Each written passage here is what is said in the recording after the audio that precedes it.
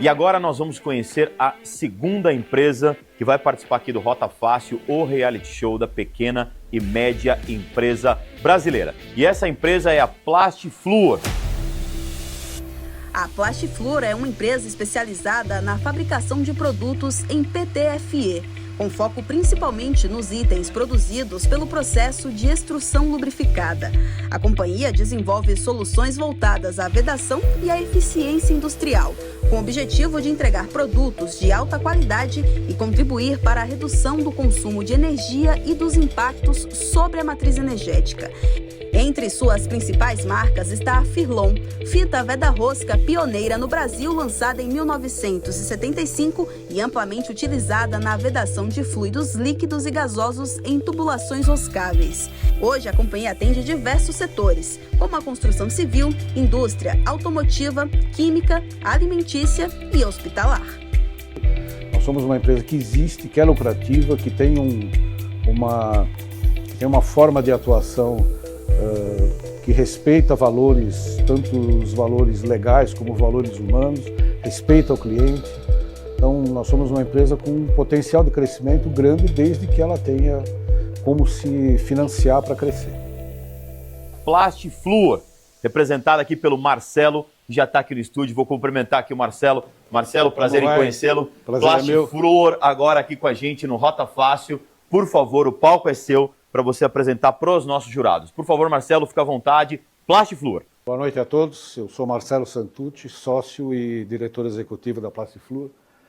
Plastifluor tem aqui, como vocês veem, 51 anos de história. Na verdade, a Plastifluor tem 20 anos, é uma empresa industrial do segmento plástico. Nós somos uma empresa processadora de PTFE, que é um polímero também conhecido como Teflon, com várias aplicações, tanto na construção civil, e ela é representada principalmente por esse produto, que é a fita veda-rosca, que eu acredito que todos conhecem, vedação de cano, torneiras, etc. Mas a Plastifluor é muito mais do que isso. A Plastifluor é uma empresa que processa PTFE e fabrica produtos de PTFE para vários segmentos industriais. A linha automotiva, na área química, saúde, aeronáutica, nós temos uma linha extensa de produtos de PTFE. A gente está principalmente no mercado, que é o mercado de materiais de construção, que é um mercado com 200 mil pontos de venda no Brasil. E nós temos um produto para esse segmento de mercado, que é o produto que o instalador hidráulico especifica. E a gente tem um potencial de aproximadamente 70 milhões de reais por ano do uso de PTFE. Estamos presentes em todos os estados e a gente participa de um mercado em que o potencial de mercado para produtos de PTFE e de vedações industriais em geral é de 16 bilhões de reais, sendo que 3 bilhões é aquilo que é de fato o mercado em que nós atuamos. E nós, como capacidade de produção, temos capacidade e foco para atingir 150 milhões de reais. Para um faturamento que hoje está na casa de 45, uma empresa de médio porte. Nós somos uma indústria que fabrica artigos que são de consumo real. Nós tivemos uma evolução financeira importante nos últimos anos. Muito do nosso input financeiro a gente dedicou à redução do endividamento. A gente não tinha um endividamento muito grande, mas a gente focou numa redução de endividamento.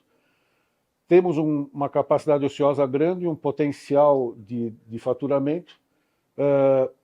É uma empresa de 76 colaboradores e um EBITDA na ordem de 15%, essa média dos últimos 3 anos. Por que nós entendemos que a hora é agora? A hora é agora para a gente estar na B4, porque nós somos uma empresa que é top of mind e temos um canal pulverizado e a gente está envolvido aqui na B4 não por sobrevivência, mas a tese é de aceleração. E nós buscamos o mercado de capitais para corrigir distorções. A gente busca o mercado de capitais para potencializar aquilo que já funciona.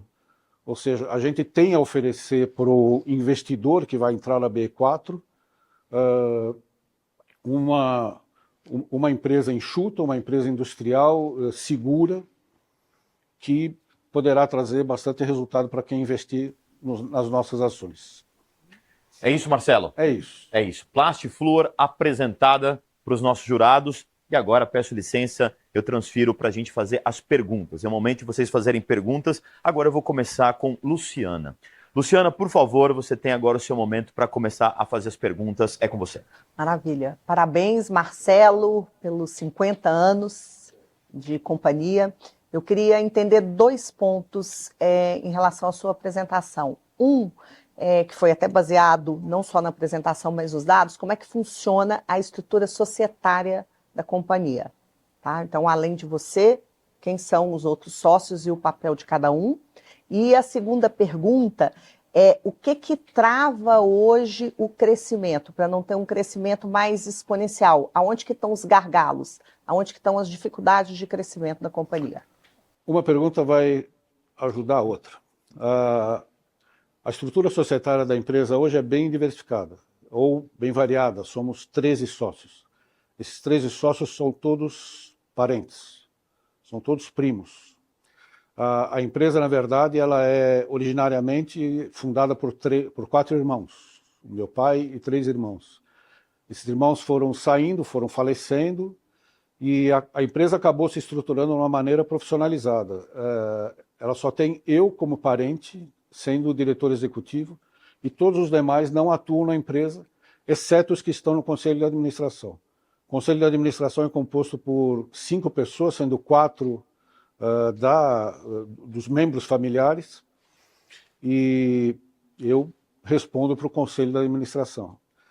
A segunda pergunta, por que a gente não alavancou antes? Porque à medida que os fundadores foram saindo da empresa, aqueles que permaneceram na composição societária, eles não tinham vínculos com a empresa, eles não tinham a sinergia que eu acabei tendo. A história é mais longa, não vou abranger tanto, mas eles acabaram não tendo assim aquela proximidade com a empresa. Então, os que permaneceram no conselho, sim, mas hoje sempre existiu uma grande dificuldade de chamar os sócios para fazer investimento. Então, os investimentos sempre foram feitos na base de financiamentos bancários, que são caros, e com alguma dificuldade do tipo seguinte: nós estamos no segmento plástico, mas a gente é um nicho do segmento plástico. O PTFE é um plástico que tem processos diferentes dos demais plásticos, então nós desenvolvemos a nossa tecnologia, nós fabricamos os nossos equipamentos. E para a gente buscar linhas de financiamento para construir os nossos equipamentos não é uma coisa tão simples. O BNDES coloca várias travas nesse sentido. Então, a resposta de por que a gente não partiu para uma alavancagem mais forte é essa. Além disso, fazendo uma pequena ponte mais antiga, a empresa anterior, que precedeu a Plastiflor, ela passou por um período concordatário. A família colocou capital próprio para a empresa sair da concordato. Eu falo concordato porque é antes da recuperação judicial. E a empresa, então, os sócios remanescentes sempre ficaram um pouco receosos de colocar mais dinheiro na empresa. Então, tudo que a empresa foi fazendo e esse esforço para liquidar dívidas dificultou a colocação de novos investimentos para fazer o crescimento que a gente sempre pretendeu fazer. Perfeito. Luciana, satisfeita? Vamos agora a Renata. Renata, por favor, seu momento de perguntas. Parabéns, Marcelo. Sempre muito bom, inspirador ver histórias de empresas longevas, com histórico familiar, já passando aí para uma linha sucessória. Eu queria entender um pouco mais em detalhes como que vocês estão alicerçando a visão de futuro. Uma marca que já chegou nos seus 50 anos e que ruma possivelmente aí ao seu centenário. Eu queria entender um pouco mais, você falou que a empresa ela é top of mind, mas como que está a questão do NPS, quais são os principais diferenciais, né? NPS. Seu NPS, né, satisfação do seu cliente, como que hoje o advento, principalmente do digital, pode vir a ajudar vocês a melhorar a experiência do cliente, né, e o quanto vocês esperam crescer. Não está claro aqui qual é a visão de crescimento, principalmente talvez no primeiro ciclo, de 3 a 5 anos, qual é a estimativa de crescimento que vocês têm? O crescimento nosso está baseado em 2 pilares. O primeiro pilar é o seguinte: Essencialmente, nós somos uma empresa processadora de PTFE, mas é muito mais do que isso, porque ao mesmo tempo que nós somos isso como fábrica, nós somos a Firlon.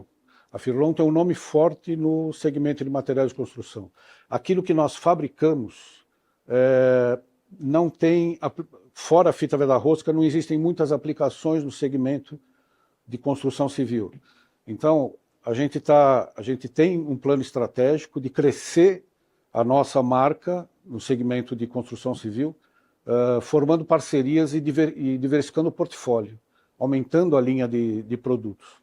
E a outra área, o outro pilar, é o crescimento na indústria e nas aplicações mais tecnológicas. Por exemplo, na indústria médica, equipamentos cirúrgicos e na indústria aeronáutica, onde a gente já está, mas tem muito potencial de crescimento.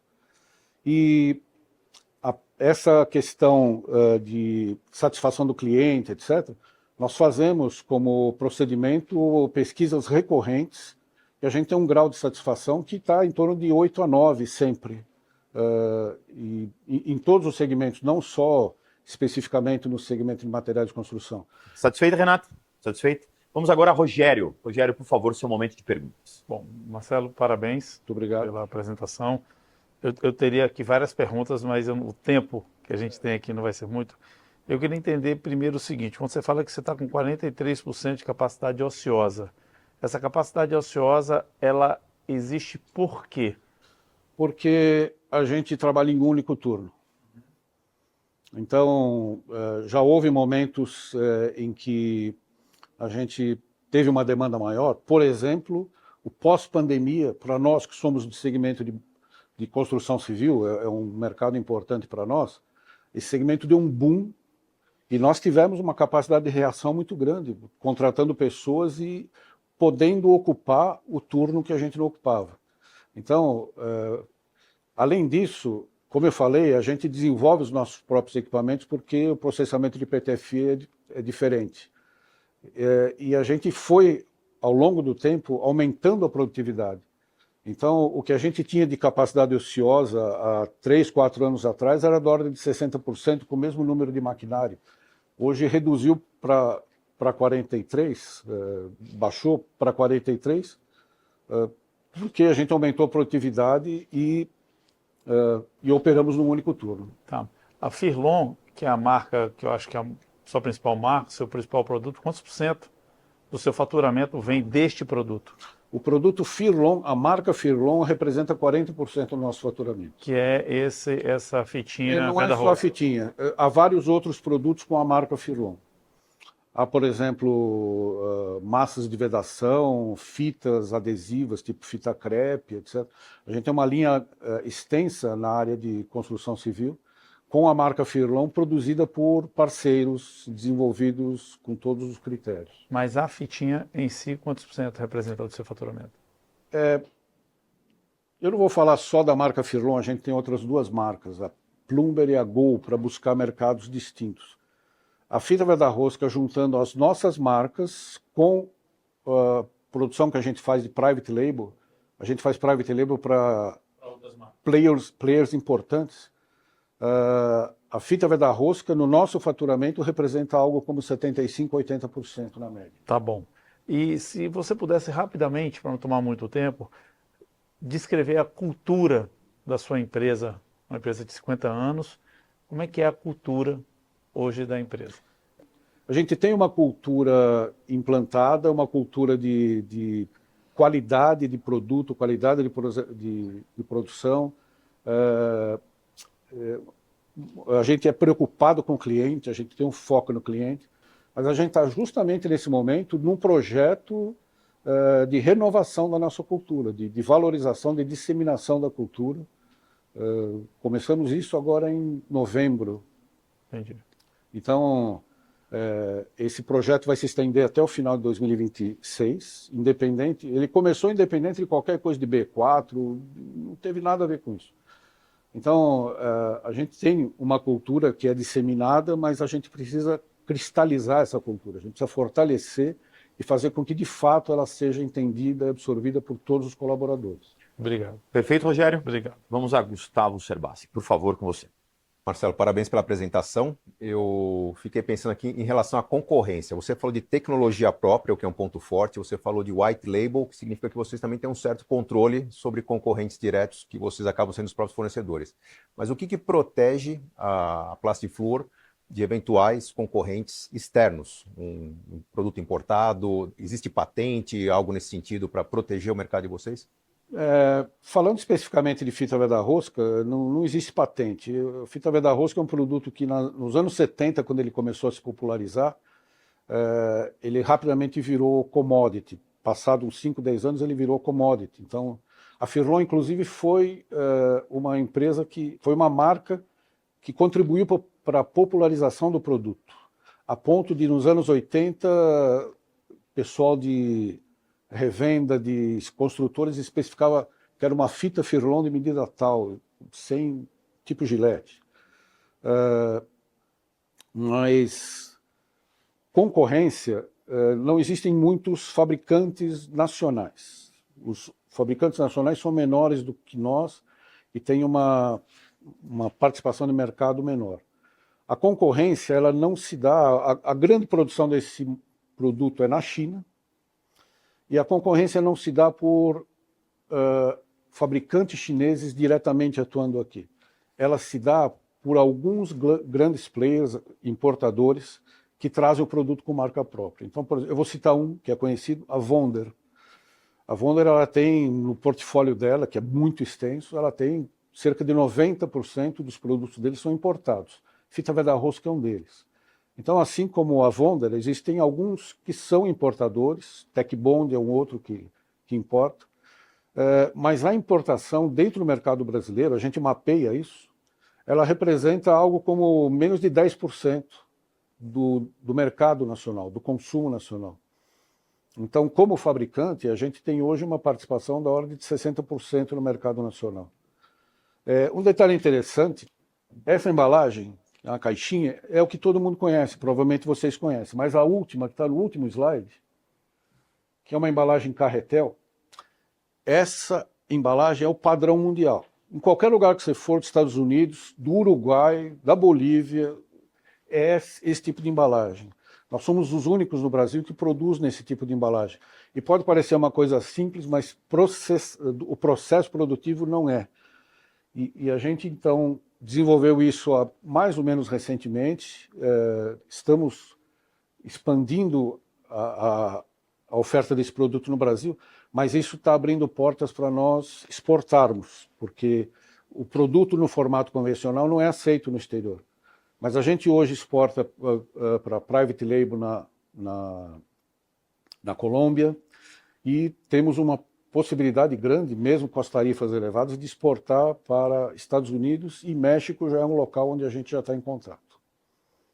Muito bem. Jurados satisfeitos com as perguntas? Marcelo, parabéns pela apresentação. Agora a gente vai para a pergunta que vai gerar o nosso painel, que é a famosa pergunta para gerar o sim ou não dos nossos jurados. E a gente sabe que a pergunta é a seguinte: esta empresa, no caso, claro, Plastiflor, ela está preparada para crescer via mercado de capitais? Sim ou não? Começo agora no sim ou não com Renata. Sim ou não a empresa Plastiflor está preparada? Eu gostei bastante do case. Mas eu acredito que ainda há um trabalho que antecede essa oportunidade, principalmente no que tange o fortalecimento da cultura, a visão clara de qual é o potencial mesmo de crescimento e a ambição. Não ficou muito claro aqui qual é essa ambição, né? Números reais de onde se quer chegar. Então, eu acredito que, comparativamente às demais empresas, nesse momento, ainda há algum percurso para se trilhar antes de chegar lá. Sem problema, mesmo tendo esse primeiro não, existe um caminho, né, colocado pela Renata para que a empresa possa progredir. Obrigado, Renata. Rogério, sim ou não a empresa preparada para crescer via mercado de capitais? Marcelo, eu acho que não, vocês não estão no momento dentro da nossa visão e daquilo que a gente está aqui analisando. Existe vamos dizer, alguns pré-requisitos que são analisados, que a gente vai acompanhando aqui. Como a Renata falou, acho que faltou você trazer para a gente a ambição, o plano mais claro, tá? O plano mais claro. Com relação à cultura, você disse que está começando. A questão do conselho me chamou muita atenção. Me chamou a atenção quando você fala que você tem de 5 pessoas, 4 sócios no conselho. Isso é um conselho de sócios, isso não é um conselho de administração. Então, quando a gente vai falar de governança, isso é uma das primeiras coisas que a gente precisa estar olhando. Faz o conselho de sócios, representante das famílias, ou hold, ou o que seja, e lá em cima os sócios resolvem e desce para um conselho de administração que vai ser mais técnico, vai ser mais alinhado com aquilo que a empresa precisa entregar e está planejando. Então, acho que tem esse ano aí para vocês se organizarem, mas eu acho que o caminho ele é viável. Perfeito, obrigado não só pelo seu voto, mas pela sua orientação. Gustavo Cerbasi, sim ou não? Marcelo, os pontos foram levantados pela Renata, pelo Salum, são importantes. Agora, eu preciso levar em consideração também um ponto que não pode ser esquecido no mercado de capitais, que é como que o investidor percebe.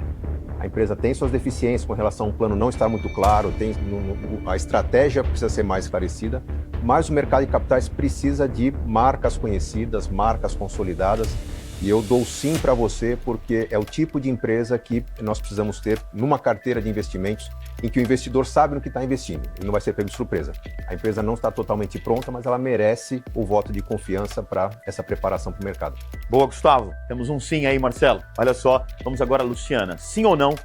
A empresa está preparada no momento para crescer via mercado? Marcelo, primeiro, parabéns mais uma vez, uma empresa de 50 anos, é uma empresa real, sólida, tem uma questão, uma fortaleza muito forte no negócio, que é, além de uma tese industrial clara, né, tem um produto aonde que vocês detêm, né, a tecnez desse produto como um grande diferencial. Tem questões que foram colocadas aqui, que elas precisam de ser aceleradas, tanto na questão de cultura, a questão da governança, são pontos fundamentais aí para esse próximo passo, mas eu dou sim para o negócio de vocês. Marcelo, temos 2 sims, temos 2 nãos. Brigadíssimo pela sua participação, Marcelo. Boa sorte para você com a Plastifluor, tá bom? 2 votaram não. Os que votaram sim, eles até reconheceram que faltou a colocação dessas projeções futuras, mas eles entenderam que os potenciais da empresa são expressivos. Os que votaram não, eles focaram muito na falta de números muito claros, e isso então me levou a ter 2 nãos.